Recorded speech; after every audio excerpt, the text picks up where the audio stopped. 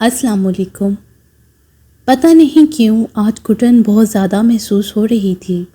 دن کی روشنی میں ان کے اندر پھیلے اندھیرے ان کے اندر ہی سمٹے رہتے تھے، مگر ہر رات کے آخری پہر میں یہ اندھیرے آزاد ہو کر رات کی تاریکی میں مدغم ہو کر ان کے ارد گرد ہر جگہ پھیل جاتے تھے، اور اس اندھیرے میں سوائے ایک چہرے کے وہ کچھ نہیں دیکھ سکتے تھے۔ قریب سوئے ہوئے فائز کا ہاتھ اپنے سینے سے ہٹا کر انہوں نے احتیاط سے اس کے قریب رکھا تھا، اور اس گھٹن سے نجات حاصل کرنے کی کوشش میں وہ کمرے سے باہر نکل آئے تھے، مگر نجات کہیں نہیں تھی۔ وہ جانتے تھے لاؤنج میں رکتے ہوئے چند لمحوں تک اس کمرے کی جانب دیکھتے رہے تھے جس کا دروازہ مکمل بند تھا۔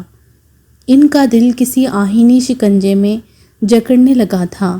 ایک اندیکھی طاقت آج ان پر اس طرح غالب ہوتی انہیں اس کمرے تک لے گئی تھی کہ انہیں خود پتہ نہیں چلا تھا۔ دروازہ کھولتے ہوئے ان کے ہاتھ کی لرزش نمایاں تھی۔ کمرے کے اندر بھی وہی تاریکی تھی جو اس وقت ان کی آنکھوں میں تھی۔ لائٹ آن کرتے ہی کمرہ روشن ہو گیا تھا، مگر پھر بھی ان کو کچھ دکھائی نہیں دے رہا تھا، یا پھر جو وہ دیکھنا چاہتے تھے اس کا وجود یہاں تھا ہی نہیں۔ دل کا اضطراب ان کی جلتی آنکھوں میں ابھر آیا تھا۔ ان کی آنکھوں نے کوئی ایسی چیز ڈھونڈنے کی کوشش کی تھی جسے چھو کر وہ اپنے اضطراب کو کچھ کم کر سکیں، لیکن ایسا کچھ بھی تو نہیں چھوڑا تھا اس نے، اپنے پیچھے کوئی نشان تک نہیں۔ مگر شاید سچ یہ تھا کہ انہوں نے خود اس کے نقش ان در و دیوار سے، اس گھر کے ایک ایک کونے سے کھرچ ڈالے تھے۔ اگر کچھ باقی تھا تو صرف وہ زخم جو وہ ان کے دل پر لگا گئی تھی، ایسے زخم جن کو اب دنیا کی کوئی خوشی منتقل نہیں کر سکتی تھی۔ ان زخموں کو آہستہ آہستہ اب ان کے دل کا ناسور بن جانا تھا۔ دل کی اذیت بڑھتی جا رہی تھی۔ تھکے تھکے قدموں کے ساتھ بیڈ کے قریب جاتے ہوئے انہوں نے جانے کیوں بے شکن چادر پر ہاتھ پھیرنا چاہا تھا، مگر پھر تھکے انداز میں ہی بیڈ کے کنارے بیٹھ گئے تھے۔ ان کے کندھوں پر ناقابل برداشت بوجھ بڑھتا جا رہا تھا۔ ایک چیختی آواز ان کے سینے کا درد بڑھا رہی تھی۔ شرم آتی ہے مجھے آپ کو اپنا بھائی کہتے ہوئے، کسی نے ان کی پشت پر کوڑا مارا تھا۔ میرا آپ سے کوئی رشتہ نہیں، نامحرم ہیں آپ میرے لیے۔ کیا منہ دکھائیں گے آپ میرے ماں باپ کو؟ آپ کے سینے میں کچھ نہیں سوائے پتھروں کے۔ ایک کے بعد ایک کوڑے ان کی پشت پر لگتے انہیں زمین میں دفن کر رہے تھے۔ درد سے پھٹتا سر ہاتھوں میں گراتے ہوئے ان کی آنکھوں سے سلگتا لاوا بہہ نکلا تھا۔ اس لاوے کی دہک وہ آسمان بھی کم نہیں کر سکتا تھا جو دھواں دار پانی برسا رہا تھا۔ باہر بادلوں کی گن گرج جاری تھی، مگر بارش صرف باہر نہیں ہو رہی تھی۔ ٹیرس کے چوپٹ کھلے دروازے سے زوردار کڑاکے سے چمکتی بجلی کی روشنی وقتاً فوقتاً اندر داخل ہو رہی تھی۔ آسمان گرج چمک کے ساتھ برس رہا تھا، مگر اس کی گہری نیند میں کوئی خلل نہیں آیا تھا۔ وہ تو ان قدموں کی بے آواز حرکت سے بھی انجان تھا جو اس کے سرہانے سے گزرتے آہستہ آہستہ ٹیرس کے کھلے دروازے کی سمت بڑھتے جا رہے تھے۔ یکدم کھلتی آنکھوں کے ساتھ اس نے اپنے وجود کو تیز بارش میں بھیگتا پایا تھا۔ چاروں سمت تاریکی، کاٹ دار ہوا کے جگر، خوفناک چنگاریوں کے ساتھ آسمان پر بجلی چمکی تھی، اور اس بھیانک منظر نے اس کے حواس گم کر دیے تھے۔ بلند اذیت ناک چیخوں نے عثمان کو ہڑبڑا کر اٹھنے پر مجبور کیا تھا۔ ایک پل کے لیے تو اس کی سمجھ میں کچھ نہیں آیا تھا، مگر اگلے ہی پل وہ سرائے سے ٹیرس کی طرف دوڑا تھا۔ دروازے کے قریب وہ ایک لمحے کے لیے ساکت ہو گیا تھا۔ سامنے ہی گہری تاریکی میں برستی بارش میں وہ چہرہ ہاتھوں میں چھپائے ہوئے تھی۔ اس کی دل خراش چیخوں نے عثمان کو دہلا کر رکھ دیا۔ بیلا، بلند آواز میں اسے پکارتے ہوئے وہ اس کی سمت گیا تھا، اور اگلے ہی پل اس کے لرزتے کانپتے وجود کو بازوؤں کے گھیرے میں لیتا برق رفتاری سے واپس اندر لے آیا تھا۔ یہ کوئی خوف تھا یا کچھ اور؟ بلند آواز میں روتی چیختی وہ اس کی گرفت سے نکلنے کی کوشش کرتی بے قابو ہو رہی تھی۔ عثمان کے لیے مشکل ہو رہا تھا اسے سنبھالنا، لہٰذا اس کے روتے مچلتے وجود کو مضبوطی سے سینے میں چھپائے وہ اس کے شانت ہونے کا انتظار صبر و تحمل سے کرنے لگا تھا۔ وہ شانت ہوئی تھی یا نہیں، مگر اس کی یکدم بند ہوتی چیخوں اور بے جان غافل ہوتے وجود نے عثمان کے ہوش ضرور اڑا دیے تھے۔ بھیگتے تر بتر لباس میں اس کا وجود برف کی طرح یخ اور منجمد ہو چکا تھا۔ لٹھے کی مانند سفید چہرہ نیلا پڑ رہا تھا۔ اس کے بے سود وجود کو وہیں صوفے پہ لٹاتے ہوئے عثمان نے 2 کمبل اس پر پھیلائے تھے اور اگلے ہی لمحے وہ اپنے سیل فون کی طرف بڑھا تھا۔ اس لمحے فجر کی اذانیں بلند ہو رہی تھیں اور عثمان کو یقین تھا کہ ہرمن بیدار ہو چکی ہوگی۔ عثمان، سب خیریت تو ہے؟ ہرمن کی گھبرائی آواز نے اس کا ضبط ختم کر دیا تھا۔ اگر بیلا کو کچھ ہو گیا تو میں کبھی خود کو معاف نہیں کروں گا، اور اس شخص کو تو قیامت تک نہیں جس نے میری زندگی کو درہم برہم کر رکھا ہے۔ شدید اشتعال میں وہ بھڑک اٹھا تھا۔ ہوش میں آ عثمان، مجھے بتاؤ بیلا کو کیا ہوا ہے؟ ہرمن دہل کر چیخ اٹھی تھی۔ وہ ٹھیک نہیں، یہاں کچھ ٹھیک نہیں ہے، تم کسی طرح یہاں آ جاؤ ابھی اسی وقت، ورنہ میں پاگل ہو جاؤں گا، پلیز آ جاؤ۔ عثمان کے ٹوٹتے بکھرتے لہجے نے ہرمن کا دل مٹھی میں جکڑا تھا۔ پریشان مت ہو، ہمت رکھو، میں بس ابھی نکل رہی ہوں عارش کے ساتھ، ہرمن نے عجلت میں کہہ کر لائن ڈسکنیکٹ کی تھی۔ گہری سانس لیتے ہوئے وہ دوبارہ اس کی طرف آیا تھا جو خود آگ میں جلتی اسے بھی انگاروں پر دھکیل گئی تھی۔ پیشانی پر محسوس ہوتے لمس پر اس نے ذرا آنکھیں کھول کر خود پر جھکے ہرمن کے چہرے کو دیکھا تھا۔ بخار اب بہت کم ہو چکا ہے، آرام سے سو جاؤ، میں یہی ہوں تمہارے پاس۔ ہرمن کے مدھم لہجے پر اس کی آنکھیں بند ہوتی گئی تھیں۔ اس پر کمبل ٹھیک کرتی وہ کمرے سے باہر نکل آئی تھی اور پھر رک کر اسے دیکھا تھا جو صوفے پر نیم دراز کسی سوچ میں غرق تھا۔ عثمان، ہرمن کی آواز پر وہ چونک کر متوجہ ہوتا سیدھا ہو بیٹھا تھا۔ کچن میں ہی آؤ گے یا یہیں ناشتہ لے آؤں؟ نہیں، میں صرف چائے لوں گا، سنجیدگی سے بولتا وہ صوفے سے اٹھا تھا۔ انسٹیٹیوٹ جانے کی ضرورت نہیں ہے، عارش تاکید کر گیا ہے، لہٰذا پہلے اپنی نیند پوری کرو۔ چائے کا مگ اس کے سامنے رکھتی ہوئے اس کے سامنے ٹیبل کے گرد بیٹھ گئی تھی۔ جواباً عثمان بس خاموشی سے مگ میں سے اٹھتی بھاپ کو دیکھتا رہا تھا۔ مجھے ایک بات سمجھ نہیں آتی، جب تم خود کو اور بیلا کو اس شخص سے الگ کر چکے ہو تو اس شخص کو اپنے معاملات میں کیوں گھسیٹ لاتے ہو؟ ہرمن کے سنجیدہ لہجے پر اس کے تاثرات تن گئے تھے۔ میں نے اس شخص سے بیلا کو کبھی الگ نہیں کرنا چاہا تھا۔ اس شخص نے خود بیلا کو اپنی زندگی، اپنے گھر سے نکالا تھا۔ تلخ لہجے میں وہ یاد دلا رہا تھا، انہوں نے جو کیا سو کیا، مگر تم نے کیا کیا ان کے ساتھ؟ کبھی اس بارے میں سوچا تم نے؟ جو منمانی تم دونوں نے کی، اس کے بعد انہوں نے جو کیا، اگر تم ان کی جگہ ہوتے تو تم بھی وہی کرتے۔ مجھے منمانی پر مجبور کس نے کیا تھا؟ وہ بگڑتے تاثرات کے ساتھ ہی بولا تھا۔ یہ سب جانتے ہیں، میں بھی، پھر بھی تمہیں میں ہی غلط نظر آتا ہوں۔ میں مان لیتی ہوں کہ تم اپنی جگہ ٹھیک ہو، مگر کیا تمہیں اپنی زندگی میں سب کچھ ٹھیک نظر آ رہا ہے؟ ہرمن کے سوال پر وہ بس خاموشی سے چائے کے سپ لے رہا تھا۔ تم بس چند لمحوں کے لیے خود کو فاروق بھائی کی جگہ رکھ کر ان کی تکلیف کا اندازہ لگاؤ۔ آج وہ ایک ایسے انسان ہیں کہ جس کی بہن کسی اور شخص کے لیے انہیں ہمیشہ کے لیے چھوڑ چکی ہے، اور اب وہ تنہا اس ذلت کا بوجھ اٹھا رہے ہیں۔ کسی سے نظر ملانے کے قابل وہ نہیں رہے، مگر پھر بھی دنیا کا سامنا کرنے پر مجبور ہیں۔ کیسی کیسی نظروں اور سوالوں کا سامنا انہیں کرنا پڑ رہا ہوگا۔ وہ کس اذیت میں زندہ ہیں، ایک بار اس کا اندازہ تو کرو۔ میں نے ان کی آنکھوں میں اذیت دیکھی ہے، ان کی آواز میں درد کو محسوس کیا ہے۔ میں تم سے یہ نہیں کہتی کہ تم اپنے اقدام پر سر پکڑ کر پچھتاتے رہو۔ اپنی زندگی کے لیے تمہیں جو بہتر لگا تم کر چکے ہو، مگر اب جتنے لوگوں کی زندگی تم دونوں سے کبھی وابستہ رہی ہے، ان کے لیے بھی کچھ بہتر کرنے کا عزم خود میں جگاؤ۔ میں جانتی ہوں تم خود غرض نہیں ہو، تم ان سب کی پرواہ آج بھی ہے جو تمہیں چھوڑ چکے ہیں۔ ہرمن بہت نرم لہجے میں سمجھانے والے انداز میں بولتی جا رہی تھی، کیونکہ وہ جانتی تھی کہ لوہا گرم ہے اور یہی وقت مناسب ہے۔ اس میں کسی کو کوئی شک و شبہ نہیں ہے کہ تم بیلا سے محبت کرتے ہو، مگر محبت رشتوں کو توڑتی نہیں ہے، توڑتے رشتوں کو بھی جوڑ دیتی ہے، ان کو اور مضبوط کرتی ہے۔ اتنے قریبی اور عزیز رشتوں کو ناراض رکھ کر تم بیلا کے ساتھ ایک مکمل زندگی نہیں گزار سکو گے۔ اس حقیقت کو آج نہیں تو کل تمہیں تسلیم کرنا پڑے گا۔ تو بہتر ہے کہ وقت گنوانے کی بجائے آج قبول کر لو۔ اپنوں سے کٹ کر نہ تم پوری طرح مطمئن رہ سکتے ہو، نہ بیلا کو رکھ سکتے ہو۔ تم اس کے قدموں میں دنیا کی دولت اور خوشیوں کا ڈھیر بھی لگا دو، مگر کوئی چیز اس خلش کو ختم نہیں کر سکے گی جو آج بھی اس کے دل میں ہے۔ وہ تمہیں مطمئن رکھنے کے لیے کتنا ہی خوش نظر آئے، مگر شاخ سے جدا ہونے کے بعد پھول زیادہ عرصے تک نہ اپنے رنگ برقرار رکھ سکتا ہے نہ خوشبو، صرف تم اسے مرجھانے سے بچا سکتے ہو۔ عثمان، تمہاری محبت تم پہ یہ ذمہ داری عائد کرتی ہے کہ اسے زندہ رکھو۔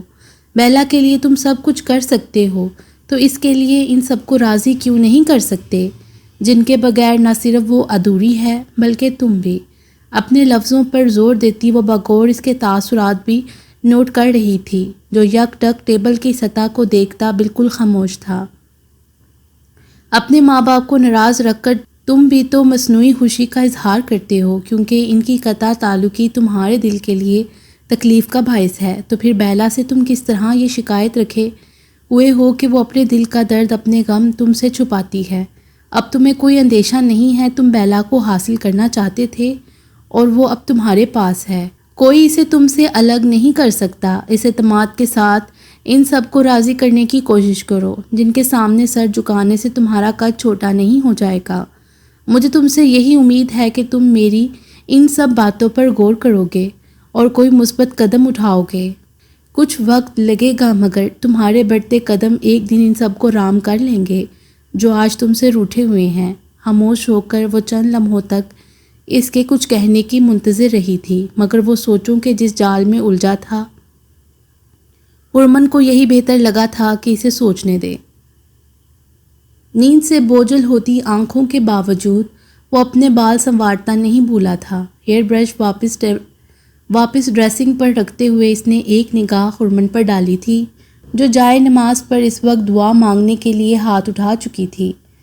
ہرمن کی دعائیں نماز سے 3 گنا زیادہ طویل ہوتی ہیں۔ مسکراتے لہجے میں موہل ہونے کی ایک کوشش کرتا وہ بیڈ کی سمت بڑھ گیا تھا۔ کچھ دیر پہلے ہی وہ دونوں عثمان کی طرف سے واپس آئے تھے۔ بیلا کی طبیعت شام تک کافی بہتر ہو گئی تھی، مگر ہرمن کے منع کرنے کے باوجود عثمان ریڈیو اسٹیشن چلا گیا تھا، لیکن واپسی اس کی وقت سے پہلے ہوئی تھی، لہٰذا کھانا سب نے ساتھ ہی کھایا تھا۔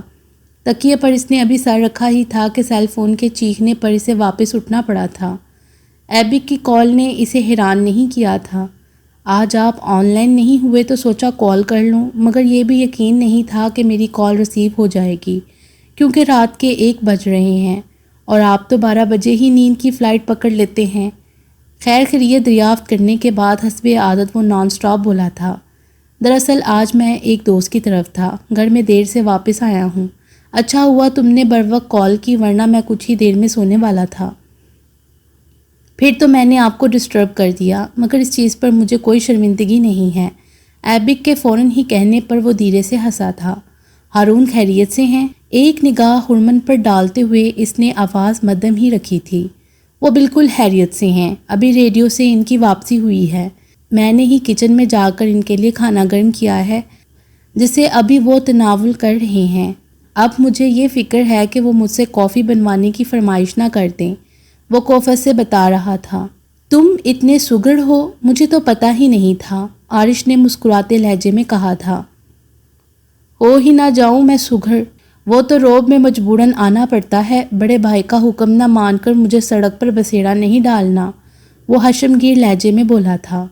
ویسے وہ حکم بھی اتنے پیار سے دیتے ہیں کہ ماننا پڑتا ہے، ماما نے انہیں بہت بگاڑ رکھا ہے، خود سے وہ کھانا پلیٹ میں بھی نہیں نکال سکتے، ان کے سامنے سجانا پڑتا ہے۔ خدا کا شکر ہے کہ وہ اپنے ہاتھ سے کھانا کھا لیتے ہیں، اگر رات میں ان کے لیے کچن میں نہ جاؤں تو وہ کھانا کھائے بغیر ہی سو جائیں۔ ویسے روز ایسا نہیں ہوتا، جس دن امی ان کی واپسی سے پہلے سو جاتی ہیں تب ہی ایسا ہوتا ہے، کیونکہ وہ انہیں ڈسٹرب نہیں کر سکتے، جیسے کہ میں آپ کو کر چکا ہوں، وہ بغیر رکے تفصیلاً بولا تھا۔ کوئی بات نہیں، تمہاری باتیں اس وقت سلیپنگ پلز کا کام کر رہی ہیں، مجھے بہت شاندار نیند آئے گی۔ عارش کے کہنے پر وہ بے ساختہ ہنسا تھا۔ میں آپ کے پاس آنا چاہتا تھا، مگر آپ تو مصروف اتنے رہتے ہیں، آفس پھر انسٹیٹیوٹ، بندہ کس وقت ملے آپ سے، وہ شکایت کر رہا تھا۔ بندہ مجھ تک آنے والا بنے، پہلے وقت نکل ہی آئے گا، عارش نے کہا تھا۔ میں تو کسی بھی وقت دعویٰ بول سکتا ہوں، مگر آپ تو میرے انوائٹ کے باوجود نہیں آئے۔ میرا گھر میلوں دور تو ہے نہیں۔ اب تم مجھے شرمندہ مت کرو، میں ضرور آؤں گا اور جلد ہی۔ ٹھیک ہے، میں یقین کر لیتا ہوں، اب آپ سو جائیں، مجھے بھائی صاحب کی آواز آ رہی ہے، کافی بنوائے بغیر جان نہیں چھوڑیں گے وہ۔ ایبک کے عجلت میں کہنے پر اس نے مسکراتے ہوئے خدا حافظ کہہ دیا تھا۔ فون سائڈ ٹیبل پر رکھتے ہوئے عارش نے اسے دیکھا تھا جو جائے نماز طے کرتی تیز نگاہوں سے اسے ہی دیکھ رہی تھی۔ آخری بار کہہ رہی ہوں، آئندہ کبھی میری نماز یا دعا میں حلل مت ڈالنا، وہ ناگوار لہجے میں تاکید کر رہی تھی۔ میں کہاں حلل ڈالتا ہوں، میں تو تمہیں یاد دلاتا ہوں کہ اللہ نے اپنا ایک حسین ترین بندہ تمہارے حوالے کر دیا ہے، کچھ وقت اسے بھی دے دیا کرو۔ مسکراتی نظروں سے وہ اسے دیکھتا ہوا بولا تھا، جو لائٹ آف کرتی اپنی جگہ پر آ گئی تھی۔ مرد اپنے بارے میں کچھ زیادہ ہی خوش فہمیوں میں مبتلا ہوتا ہے، اسی لیے عورت کے لیے کوفت کا باعث ہوتا ہے۔ تکیہ درست کرتے ہوئے وہ سنجیدگی سے بولی تھی، سنہری حروف سے لکھا جائے گا تمہارا یہ کال۔ عارش کے حشم گیر لہجے پر وہ بامشکل مسکراہٹ چھپا سکی تھی۔ کس کا فون تھا؟ تکیے پر سر رکھتے ہوئے وہ پوچھ رہی تھی۔ میرا دوست تھا، مختصر جواب دیتے ہوئے عارش نے کمبل اس پر پھیلایا تھا۔ تمہارے کسی دوست کا فون 12 بجے کے بعد نہیں آتا، کیونکہ سب جانتے ہیں کہ تم اس وقت سو رہے ہوتے ہو۔ کوئی پریشانی کی بات تو نہیں ہے جو اس وقت کال کی؟ ہرمن کے تشویش زدہ لہجے پر عارش نے ایک نظر پیشانی تک دوپٹے میں چھپے اس کے چہرے کو دیکھا تھا۔ نہیں، کوئی ایسی بات نہیں، بس ایسے ہی خیر خیریت دریافت کرنے کے لیے اس نے کال کی تھی۔ عارش کا جواب سن کر وہ چند لمحوں کے لیے خاموش ہو گئی تھی۔ عارش، تمہیں ٹھیک لگ رہا ہے وہ جو عثمان نے کہا تھا؟ ہرمن کے سوال پر وہ اس کی طرف متوجہ ہوا تھا۔ بیلا پتہ نہیں کیا سوچے گی، مگر عثمان تو پوری طرح سنجیدہ ہے اسے سائیکیٹرسٹ کے پاس لے جانے کے لیے۔ میں اس بارے میں کیا کہہ سکتا ہوں؟ مان نے جو کچھ بتایا ہے اس کے بعد کچھ کہا نہیں جا سکتا۔ بیلا کے لیے وہ زیادہ بہتر فیصلہ لے سکتا ہے۔ اس نے کچھ دیکھا ہے، محسوس کیا ہے، تب ہی تو یہ ارادہ کیا ہے۔ وہ سنجیدگی سے رائے دے رہا تھا۔ اسے لگتا ہے کہ بیلا اپنے دل کی بات اس لیے عیان نہیں کرتی کہ کہیں عثمان کو کوئی ٹھیس نہ پہنچے۔ وہ سمجھتا ہے کہ بیلا کو کونسلنگ کی کیتھارسس کی ضرورت ہے، ورنہ وہ اسی طرح اندر ہی اندر گھٹتی رہے گی۔ وہ کچھ افسردگی سے بول رہی تھی، مجھے تو اندازہ ہی نہیں تھا بیلا کی ذہنی حالت کا۔ وہ تو مجھ سے کوئی بات نہیں چھپاتی، وہ مجھ سے تو کھل کر ہر بات کر سکتی ہے۔ تمہیں کیا لگتا ہے؟ عارش نے اسے پوچھا تھا۔ مجھے لگتا ہے کہ کسی سائیکیٹرسٹ سے زیادہ بیلا کو عثمان کی ضرورت ہے، بلکہ ان دونوں کو ہی آپس میں ہر معاملے پر بات کرنے کی ضرورت ہے۔ وہ دونوں ایک دوسرے کو زیادہ اچھی طرح سمجھ سکتے ہیں اور سنبھال بھی سکتے ہیں۔ وہ بولی تھی، تم نے مان سے کچھ کہا؟ ابھی تو میں نے اسے روک دیا ہے کہ بیلا کی طبیعت مکمل بہتر ہونے تک اپنا ارادہ اس پر ظاہر نہ کرے، وقت اور موقع دیکھ کر کوئی قدم اٹھائے۔ اب میں اسے حکم تو نہیں دے سکتی کہ وہ بیلا کو کسی سائیکیٹرسٹ کے پاس نہ لے جائے۔ کچھ بھی ہے، آخر وہ اس کی بیوی ہے، اور میں ایک حد کے اندر رہ کر ہی ان کے معاملات میں دخل اندازی کر سکتی ہوں۔ وہ سنجیدگی سے بولی تھی، میں کہوں گا مان سے کہ اگر بیلا اس کی بات مان کر سائیکیٹرسٹ سے ملنے کے لیے تیار ہوتی ہے تو ٹھیک ہے، ورنہ اس کے ساتھ زبردستی نہ کریں۔ عارش کے کہنے پر اس نے بس تائیدی انداز میں سر ہلایا تھا۔ سٹی ہال میں بک فیسٹیول شروع ہو چکا تھا۔ فیسٹیول کے پہلے دن تو وہ وقت نہیں نکال سکی تھی، مگر آج دوسرے دن وہ یہاں موجود تھی۔ ہر سٹال پر بہت نایاب اور ہر موضوع سے متعلق کتابوں کا خزانہ موجود تھا۔ اسے تو سمجھ ہی نہیں آ رہا تھا کہ کون سی کتاب خریدے۔ اسے اپنی غلطی کا احساس ہو رہا تھا کہ تنہا آنے کی بجائے ہرمن کو ہی ساتھ لے آتی، اس سے مشورہ تو وہ لے سکتی تھی۔ یوں ہی کتابوں کے سرورق پر نظر ڈالتے ہوئے اسے اپنے چہرے پر کسی چیز کا احساس ہوا تھا۔ اپنے ارد گرد نظر ڈالنے کے بعد اس نے سامنے دیکھا تھا اور اگلے ہی پل اس کی دھڑکنیں رک سی گئی تھیں۔ کافی فاصلہ ہونے کے باوجود وہ اسے پہچان گئی تھی۔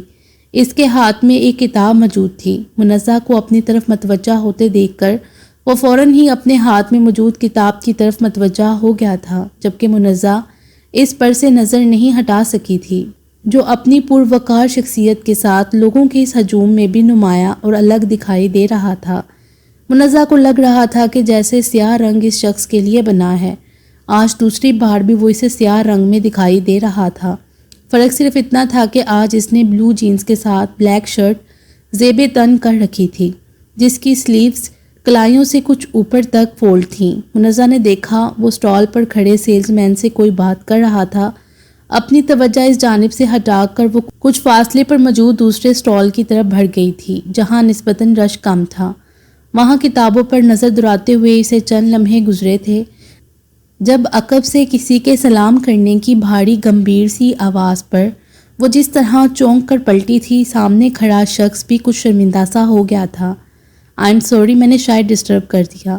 یقیناً آپ نے مجھے نہیں پہچانا، اس کی حیرانگی سے پھیلی آنکھوں میں دیکھتا وہ بولا تھا، حالانکہ کچھ دیر پہلے وہ بھی انجان بننے کی کوشش کر چکا تھا، مگر پھر جانے کیا سوچ کر اس تک پہنچ گیا تھا۔ نہیں، میں نے آپ کو پہچان لیا ہے، آپ انسٹیٹیوٹ کے وزٹ پر آئے تھے۔ اپنی گڑبڑاہٹ چھپانے کی کوشش کرتی وہ بولی تھی۔ آپ کی یادداشت بہت اچھی ہے۔ ہارون کے سنجیدہ لہجے پر منزہ نے اسے دیکھا تھا، جبکہ وہ مسکراتی نظریں اس کے حیران چہرے سے ہٹاتا اسٹال پر سجی کتابوں کی جانب متوجہ ہو گیا تھا۔ کچھ عجیب سا منزہ کو محسوس ہوا تھا، لہٰذا لا تعلقی کے ساتھ وہ بھی قدرے فاصلے پر جاتی ایک کتاب اٹھا چکی تھی، مگر چند لمحوں بعد دوبارہ دھڑکنوں میں اتر جانے والی پررعب آواز اس کی سماعتوں کا انتظار ختم کر گئی تھی۔ یہاں کتابوں کے بہت زبردست ذخیرے موجود ہیں، میری طرح شاید آپ بھی کنفیوز ہیں کہ کون سی لیں اور کون سی چھوڑ دیں، وہ بولا تھا، جبکہ اس کے لبوں پر موجود ہلکی سی مسکراہٹ نے منزہ کے دل و دماغ کو جکڑ لیا تھا۔ جی کچھ ایسا ہی ہے، بامشکل مسکرانے کی کوشش کرتی وہ اس کی گہری آنکھوں سے نگاہ چڑھا گئی تھی۔ اس کتاب کے بارے میں آپ کی کیا رائے ہے؟ ہارون نے اچانک ایک کتاب اس کی سمت بڑھائی تھی جسے لیتے ہوئے منزہ نے ایک نظر کتاب کے سر ورق پر ڈالی تھی اور دوسری نگاہ ہارون پر۔ اگلے ہی پل وہ اپنی مسکراہٹ کو چھپا نہیں سکی تھی۔ میں کوئی رائے نہیں دے سکتی کیونکہ پوئٹری سے مجھے کبھی دلچسپی نہیں رہی۔ کمال کا اتفاق ہے، مجھے بھی کوئی خاص دلچسپی نہیں ہے۔ ہارون نے فوراً ہی کتاب اسے لے کر واپس اس جگہ پر رکھی تھی اور پھر وہ دونوں ہی ایک دوسرے کو دیکھتے ہوئے مسکرائے تھے۔ مطالعے سے مجھے دلچسپی ہے، کتابیں جمع کرنے کا شوق بھی ہے، مگر شاعری میرے سر سے گزر جاتی ہے۔ آپ مجھے مکمل طور پر بدذوق مت سمجھیے گا، منزہ نے کہا تھا۔ میں کسی بھی طور سے آپ کو بدذوق نہیں سمجھ سکتا۔ آپ کی اس جگہ موجودگی اس بات کا ثبوت ہے کہ آپ سمیت یہاں کوئی بھی شخص بدذوق نہیں ہے۔ باغور اس کا سادہ چہرے کو دیکھتا وہ بولا تھا، ویسے آپ نے آرش کے انسٹیٹیوٹ کو کب جوائن کیا؟ وہ پوچھ رہا تھا۔ کچھ عرصہ پہلے ہی، اس کی دھمکیوں کے بعد۔ وہ میرے کزن بھی ہیں، منزہ نے بتایا تھا۔ میں یقین نہیں کر سکتا کہ آرش جیسا سویٹ نیچر بندہ کسی خاتون کو دھمکی بھی دے سکتا ہے۔ یقین کریں وہ دیتا ہے، وہ دھیرے سے ہنستی بولی تھی۔ ابھی مجھے الہام ہوا ہے کہ آپ کا نام ایم سے شروع ہوتا ہے۔ ہارون کے اچانک کہنے پر وہ چونکی تھی، مگر پھر بے اختیار ہی اس نے اپنی گردن میں موجود سنہری چین میں چمکتے اپنے نام کے پہلے الفابیٹ کو چھوا تھا، مگر بس مسکرا کر خاموش رہی تھی۔ آج آپ انسٹیٹیوٹ نہیں گئیں؟ اس کی خاموشی پر ہارون نے پوچھا تھا۔ میں انسٹیٹیوٹ سے سیدھا یہیں آئی ہوں، مگر 1 گھنٹہ گزارنے کے باوجود ابھی تک کوئی کتاب نہیں لے سکی، منزہ نے کچھ مایوسی سے کہا تھا۔ کوئی بات نہیں، کتابیں لینے میں آپ کو مشورہ دے سکتا ہوں، اس توقع کے ساتھ کہ آپ بھی میری کچھ مدد اس معاملے میں کریں گی، ہارون نے کہا تھا۔ اس سے پہلے کہ وہ کچھ کہتی، اس کا سیل فون چیخ اٹھا تھا۔ سرائت سے شولڈر بیگ میں سے فون نکال کر اس نے کال ریسیو کی تھی، جبکہ ہارون دوبارہ کتابوں کی طرف متوجہ ہو گیا تھا۔ آئی ایم سوری، مجھے جانا ہوگا، میرے بھائی باہر میرا انتظار کر رہے ہیں۔ منزہ کی آواز پر وہ اس کی طرف متوجہ ہوا تھا۔ کل آپ اسی وقت یہاں آئیں گی؟ ہارون کے سوال پر وہ حیران ہوئی تھی۔ دراصل میں بھی اب جاؤں گا، یہاں آنے کا جو مقصد تھا وہ نہ آپ کا پورا ہوا اور نہ میرا، مجھے تو ضرورت ہوگی کل آپ کی مدد کی۔ اس کی حیران نظروں پر وہ کچھ جھجکتے ہوئے بولا تھا۔ کل شاید میں وقت نہ نکال سکوں، منزہ تذبذب میں مبتلا ہوئی تھی۔ پرسوں؟ سوال آیا تھا۔ جی پرسوں شاید میں آؤں، یقیناً کہتی تو زیادہ بہتر ہوتا، لیکن پھر بھی میں پرسوں شام یہاں آپ کا انتظار کروں گا۔ آئیے چلتے ہیں، قطعی لہجے میں بات ختم کرتا وہ اسے چلنے کا اشارہ دے گیا تھا۔ اس سے ایک قدم پیچھے چلتے ہوئے وہ عجیب گو کی سی کیفیت میں تھی۔ اس کے لیے اب بھی یقین کرنا مشکل تھا کہ چند قدم آگے چلتا یہ سرقد شاندار شخص اب اجنبی نہیں رہا ہے۔ اس مختصر سی بات چیت سے پہلے وہ یہ یقین کر چکی تھی کہ کشادہ گہری آنکھیں اور اونچی پتلی کھڑی ناک رکھنے والا یہ شخص کافی مغرور اور خود پسند ہے۔ اگر ایسا ہی ہوتا تو یہ قابل گرفت بات نہ ہوتی۔ اس کی شخصیت، اس کی وجاہت یہ حق دیتی تھی کہ وہ غرور رکھتا۔ منزہ جانتی تھی کہ وہ چہرہ شناسا نہیں ہے، اور آج یہ بات سچ ثابت ہو گئی تھی۔ سر اٹھائے اس کے سیاہ خمدار بالوں کے چھوٹے چھوٹے چمکتے سپائس کو تکتی وہ کسی ٹرانس میں اس کے پیچھے چل رہی تھی جب ہارون نے یکدم ہی گردن موڑ کر اسے دیکھا تھا۔ چوری پکڑے جانے پر منزہ کا دل جیسے اچھل کر حلق میں آیا تھا۔ آپ فکر مت کریں، گیٹ تک پہنچ کر ہم ایک دوسرے کے لیے اجنبی ہو جائیں گے تاکہ آپ کے بھائی صاحب کسی غلط فہمی کا شکار نہ ہوں۔ مسکراتی نظروں سے ہارون نے اس کے سرخ چہرے کو دیکھا تھا جو نظر تک نہیں اٹھا سکی تھی۔ درکتے دل کو سنبھالتی وہ جب گیٹ سے باہر نکلی تو اس نے دیکھنے کی کوشش بھی نہیں کی تھی کہ جس کے قدموں کے نقش پر قدم رکھتی وہ ہال سے نکلی تھی وہ شخص اب کس راستے پر جا رہا ہے۔ اس کی ضرورت ہی نہیں تھی کہ وہ شخص اس کی دھڑکنوں کے راستے میں استعداد ہو کر مسلسل اپنی قربت کا احساس دلا رہا تھا۔ ویکینڈ کا یہ late night hip hop format پر مبنی شو توقع سے بڑھ کر کامیاب ہوا تھا۔ اس کی ایک وجہ یہ بھی تھی کہ 3 دن سے ویکینڈ کے اس شو پر پروموز چلائے جا رہے تھے لسنرز کو ایکسائٹ کرنے کے لیے، جبکہ ہارون اپنے پروگرام میں خاص طور پر اس نئے شو کی تشہیر کر رہا تھا۔ ہرمن کا نام آواز کی دنیا میں داخل ہو کر روشن ہو رہا تھا۔ عثمان کا یہ پہلا شو تھا مگر سامعین کے لیے اس کا نام بھی نیا نہیں تھا۔ رات کے شو میں عثمان جن پریزنٹیٹرز کے ساتھ ہوتا تھا ان کو کسی نہ کسی مدد کے لیے عثمان کا نام لینا پڑتا تھا۔ انڈائریکٹلی عثمان پروگرام میں شامل رہتا تھا۔ اکثر جب کالرز اپنے پریزنٹیٹر سے آف ایئر بات کرنے کی خواہش ظاہر کرتے تو عثمان ہی ان کو ہولڈ پر لیتا تھا۔ ایسا زیادہ تر ہارون کے شو میں ہوتا تھا۔ بعد میں وہ ہارون کا خوب ریکارڈ لگاتا تھا کہ صرف خواتین ہی اس سے آف ایئر بات کرتی تھیں۔ حالانکہ یہ سچ تھا کہ ہارون آف ایئر بات کرنے سے کتراتا تھا مگر اپنے لسنرز کے جذبات کا احترام بھی اس پر لازم تھا۔ آج کے اپنے پہلے شو میں بھی عثمان کو موقع ملا تھا کہ ہارون سمیت ان سب پریزنٹیٹرز کو اپنے شو میں شامل رکھے جو خاص طور پر اس کا پروگرام براہ راست دیکھنے کے لیے اسٹوڈیو کے باہر موجود تھے۔ ان سب میں فیمیلز پریزنٹیٹر بھی شامل تھیں۔ شو کے آغاز میں ہرمن نے پروگرام کے فارمیٹ کے حوالے سے لسنرز کو آگاہ کیا تھا۔ ٹاپک دلچسپ رکھا تھا جس میں نوجوان لڑکیوں نے کالز اور SMS کے ذریعے بڑھ چڑھ کر حصہ لیا تھا۔ عثمان نے جس طرح ان تمام کالز کے کان ہرمن کے ساتھ مل کر کھینچے تھے اور ہرمن نے جس طرح لڑکیوں کی طرفداری میں عثمان سے نوک جھوک کی تھی، اسٹوڈیو کے باہر جتنے بھی لوگ موجود تھے ان کی بلند ہنسنے کی آوازیں آن ایئر جا رہی تھیں۔ کچھ ٹین ایجرز لڑکے ایسے بھی آن لائن آئے تھے جو صرف ہرمن سے بات کرنا چاہ رہے تھے مگر عثمان ان کو موقع نہیں دے رہا تھا۔ اپنی ہنسی کو کنٹرول کرنے کے لیے ہرمن کو کئی بار اپنا مائک آف کرنا پڑا تھا۔ عثمان بالکل فارم میں تھا۔ اس نے اس بیچارے چائے والے کو بھی نہیں چھوڑا تھا جو اس کے لیے اور ہرمن کے لیے گرم گرم چائے لے کر اسٹوڈیو میں آیا تھا۔ ہرمن کو پہلی بار ہارون کو دیکھتے ہوئے اس وقت بے تحاشا ہنسی آئی تھی جب عثمان نے اس سے ان پرپوزل کا سبب جاننے کے لیے سوالات شروع کر دیے جو پرپوزلز اسے اکثر آن لائن کالز پر ملتے تھے، اور ظاہر ہے ہارون کے پاس کوئی جواب نہیں تھا۔ شرمندگی سے ہنستا وہ عثمان کی نظروں کے سامنے سے ہی ہٹ گیا تھا۔ خوشی کی بات یہ تھی کہ شو کے دوران ان موسٹ سینئر پریزنٹیٹر نے بھی کال کر کے ان لوگوں کی تعریفیں کی تھیں جن کے سامنے وہ ابھی کچھ بھی نہیں تھے۔ ان کے شو کے بعد ہارون کو پروگرام شروع کرنا تھا مگر اسٹوڈیو میں جانے کی بجائے اس نے اپنے انجینئر کو بیک ٹو بیک چلانے کی ہدایت دی تھی کیونکہ ابھی اسے پہلے عثمان کو مبارکباد دینی تھی اور اس کے کان بھی کھینچنے تھے، مگر اس کی نوبت ہی نہیں آئی تھی کہ عثمان نے اسٹوڈیو سے باہر آتے ہی خود ہی اپنے کان پکڑ لیے تھے۔ مگر یہ سچ تھا کہ جب تک وہ ہاٹ سیٹ پر رہا لسنرز کے ساتھ ساتھ اس نے اسٹوڈیو کے باہر موجود ہر انسان کو ہنسا ہنسا کر دوہرا کر دیا تھا۔ اسٹوڈیو کے باہر ہر طرف کہکے گونج رہے تھے۔ عثمان ان سب میں گرا اب جان بچانے کی کوشش کر رہا تھا جو اسے ٹریٹ مانگ رہے تھے، جبکہ ہرمن کے پاس اب رکنے کا وقت نہیں تھا کہ عارش کی مس کال اسے موصول ہو گئی تھی۔ یہ سگنل تھا کہ وہ اسے پک کرنے آ چکا ہے۔ عثمان تو ابھی پوری طرح پھنسا ہوا تھا، لہٰذا اپنی ایک کولیگ کو اس نے جاتے ہوئے تاکید کر دی تھی کہ وہ عثمان کو بتا دے اس کے جانے کے بارے میں۔ تیز قدموں کے ساتھ لفٹ کی جانب بڑھتے ہوئے اس نے رسٹ واچ میں وقت دیکھا تھا۔ 1 بجنے والا تھا اور اسے عارش کی نیند کی فکر تھی۔ اتنی رات تک جاگنا اور پھر ڈرائیو کر کے یہاں تک آنا یقیناً کافی دشوار مرحلہ تھا، اور حرمن جانتی تھی کہ وہ کبھی اس ڈسٹربنس کی شکایت نہیں کرے گا۔ لفٹ سے وہ کچھ فاصلے پر ہی تھی جب عقب سے آتی اپنے نام کی پکار پر وہ چونک کر پلٹی تھی۔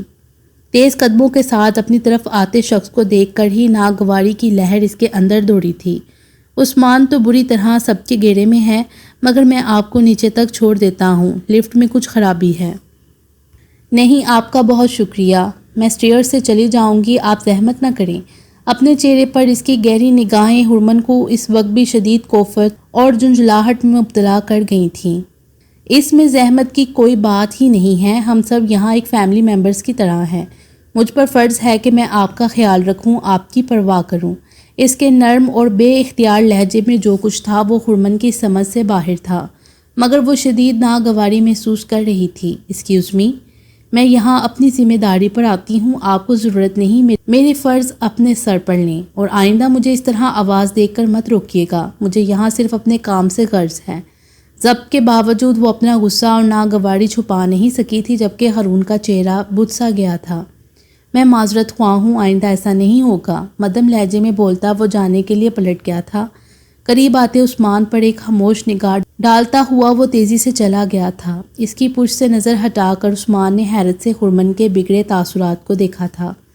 تم اسے اپنی زبان میں سمجھا دو، وہ میرے لیے حد سے زیادہ مہربان بننے کی کوشش نہ کرے، اور نہ ہی مجھ سے بے تکلف ہونے کی۔ مردوں کے یہ حربے پرانے ہو چکے ہیں۔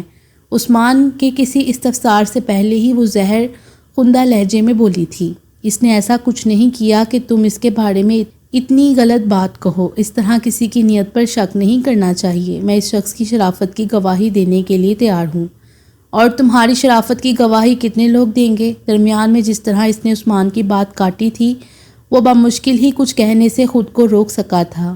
چونک کر عارش نے ان دونوں کے تاثرات دیکھے تھے۔ کسی گڑبڑ کا احساس اسے ہو گیا تھا جو غلط بھی نہ تھا۔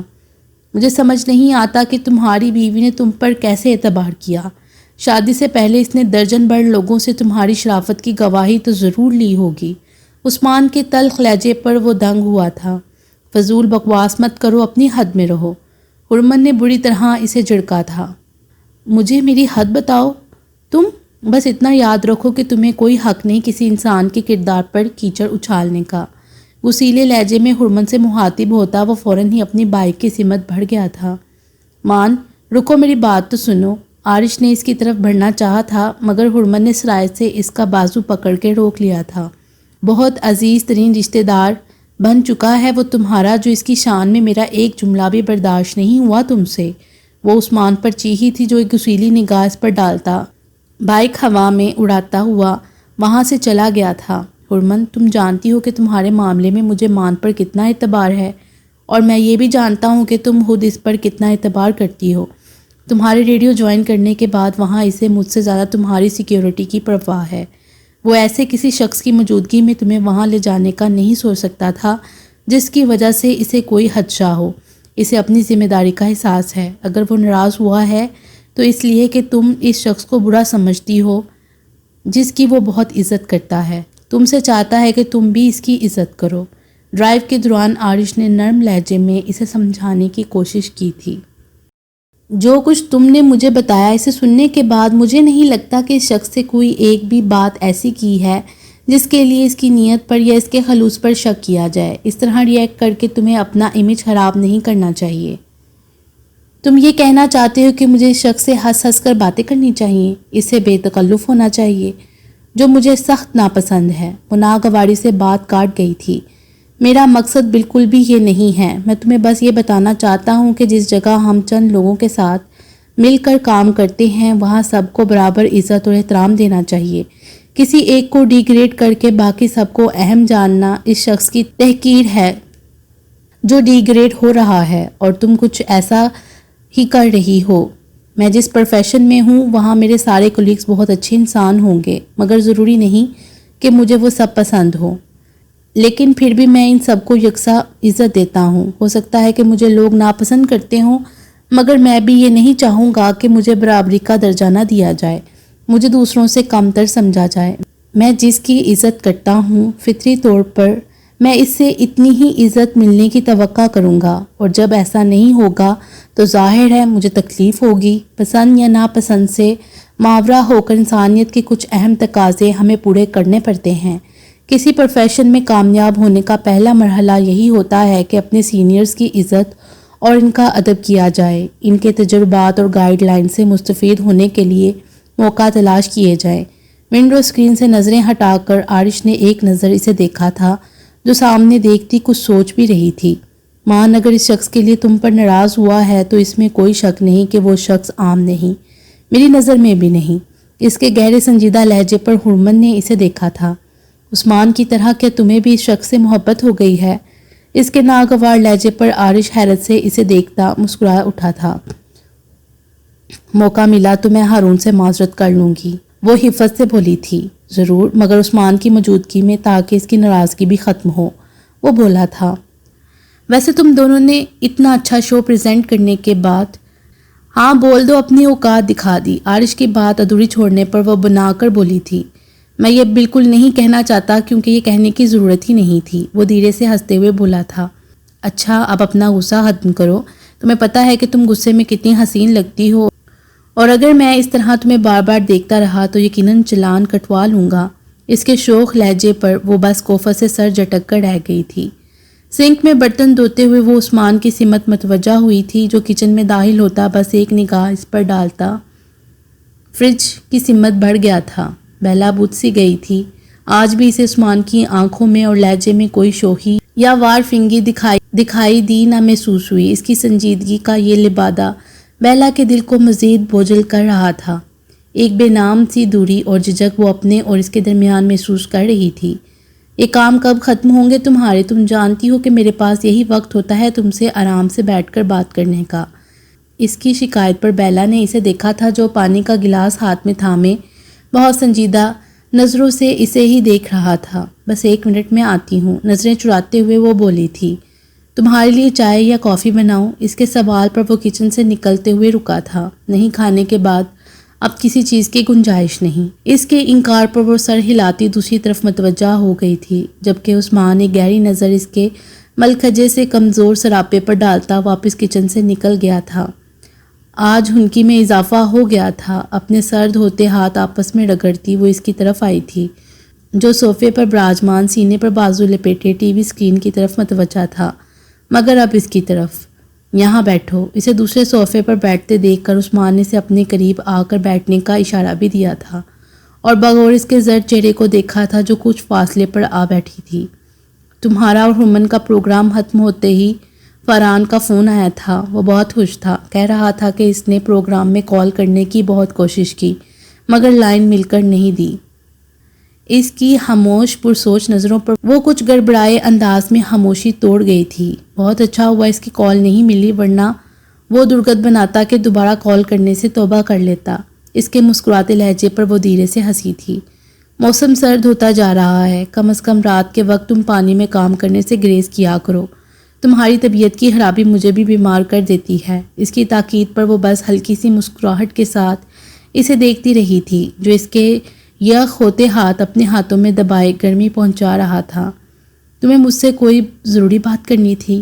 بغور بہلا نے اس کے سنجیدہ تاثرات کو دیکھا تھا، جو اس کے ہاتھوں کو سہلاتا بات شروع کرنے کے لیے لفظوں کو ذہن میں ترتیب دے رہا تھا۔ بہلا، تم جانتی ہو کہ تم میرے لیے کیا ہو۔ اس وقت میرے پاس جو سب سے قیمتی اور اہم ہے وہ تم ہو۔ سچ کہوں تو میرے پاس تمہارے علاوہ کچھ باقی نہیں بچا ہے۔ اس کے مدھم لہجے پر بہلا کی آنکھوں میں نمی اترنے لگی تھی۔ جانتی ہوں، اس کی خاموش نظروں سے نگاہ چراتی وہ نم لہجے میں بولی تھی۔ مجھے تمہاری بہت فکر رہتی ہے، میں تمہیں ہر طرح سے خوش اور مطمئن دیکھنا چاہتا ہوں۔ تمہیں ایسا کیوں لگتا ہے کہ میں تمہارے ساتھ خوش نہیں ہوں؟ بہلا نے مضطرب نظروں سے اسے دیکھا تھا۔ تم میری زندگی کی شدید آرزو تھے، میری پہلی خواہش تھے۔ میں اللہ کی شکر گزار ہوں کہ مجھے تمہارا ساتھ مل گیا ہے، مجھے تم مل گئے ہو۔